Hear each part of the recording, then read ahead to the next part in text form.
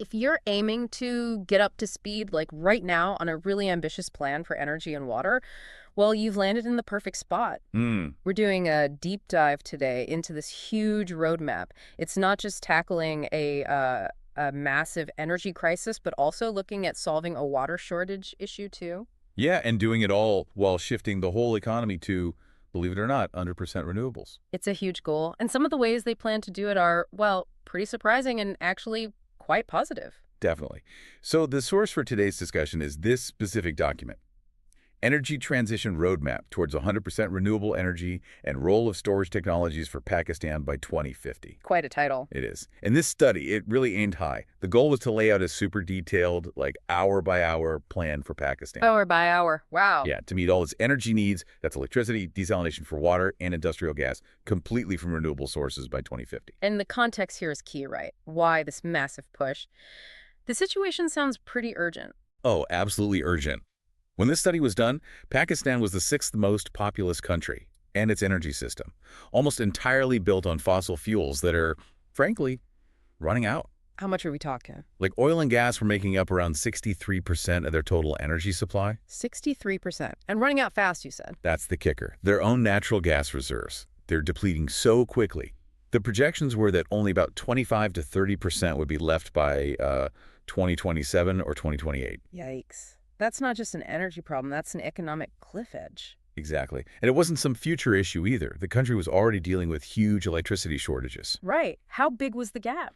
Well, this study noted the difference between supply and demand was already around 5,000 megawatts. And it was projected to shoot up to 13,000 megawatts just a few years later. 13,000. That must cripple business. It absolutely does. There's this World Bank survey cited in the study, found that the power shortages hit something like 66% of all business activities. 66%.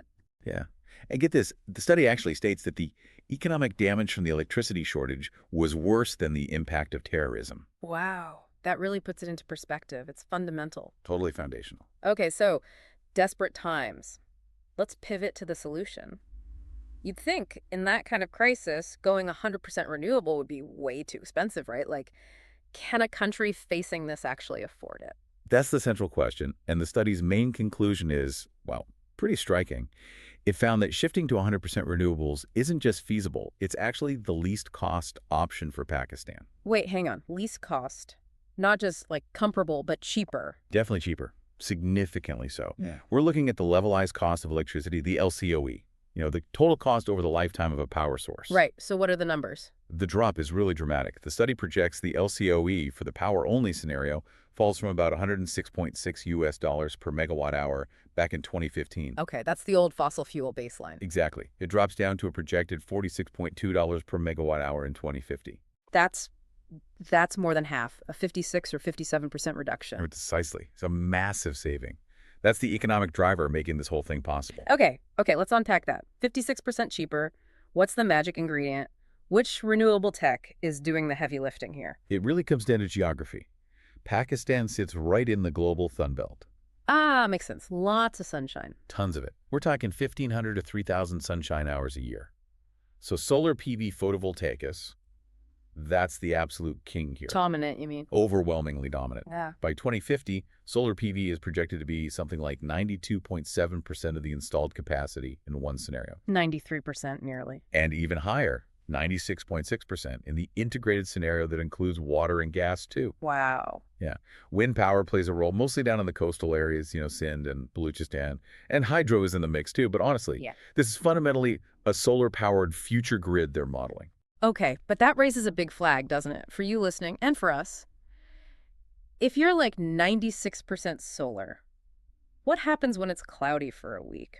Or just, winter? How do you keep the lights on? That's the multi-billion-dollar question, right? Intermittency. And that's exactly where storage technology becomes absolutely essential. Okay.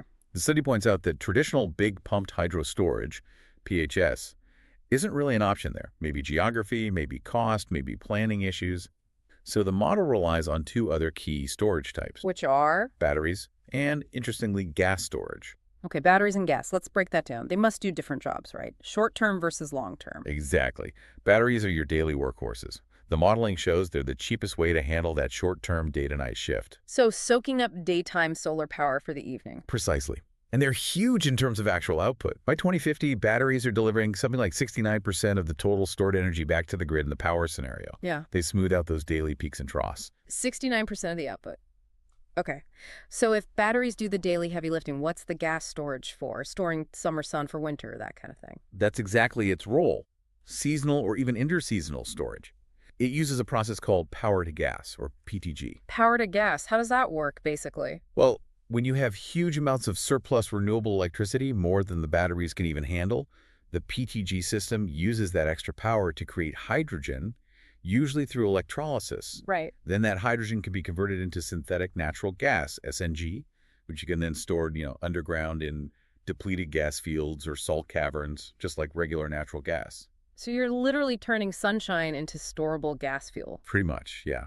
And that stored gas becomes critical later on. It dominates the installed capacity for storage between 2040 and 2050. Capacity, not output, though. Right.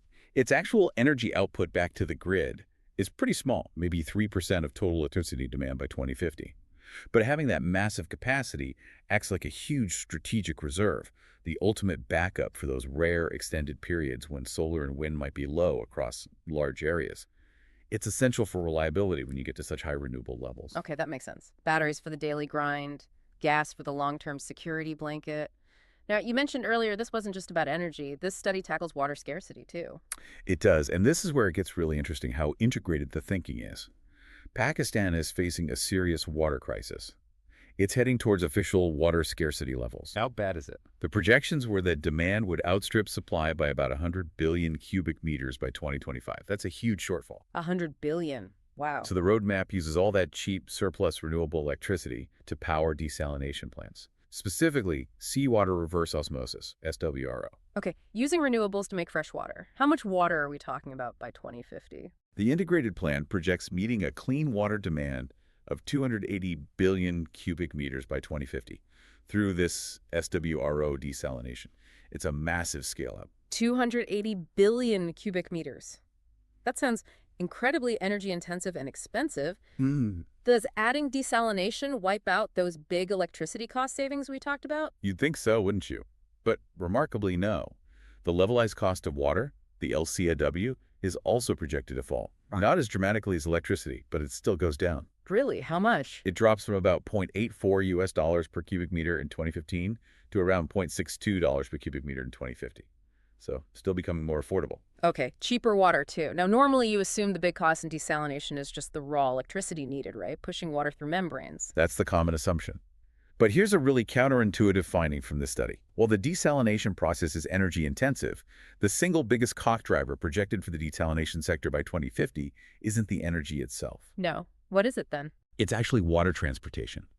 The sheer cost of building and operating the pipelines, the pumping stations, physically moving all that desalinated water vertically up from the coast and horizontally across the country to where it's needed. Just the plumbing, basically. Yeah. That transportation cost balloons to become like 67% of the total annual operating expenses for desalination by 2050. 67% just on pipes and pumps. That's wild.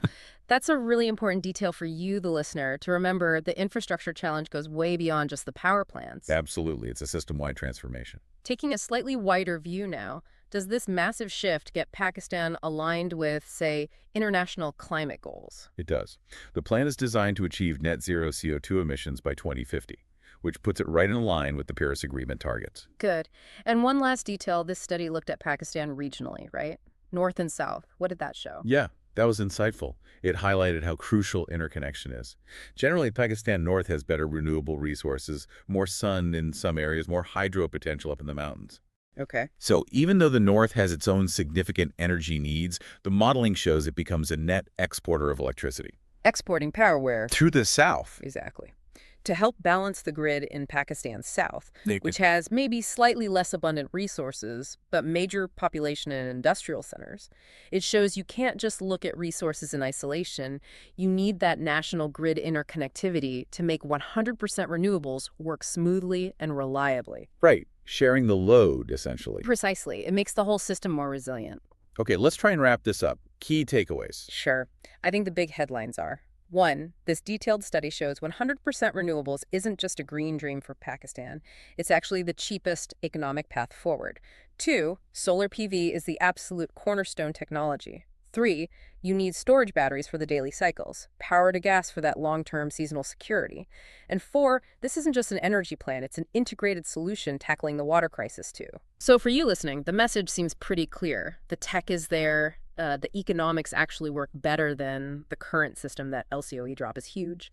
But the scale of change required is just immense. The investment, the coordination. Right. The challenge really pivots away from whether it's technically or economically possible.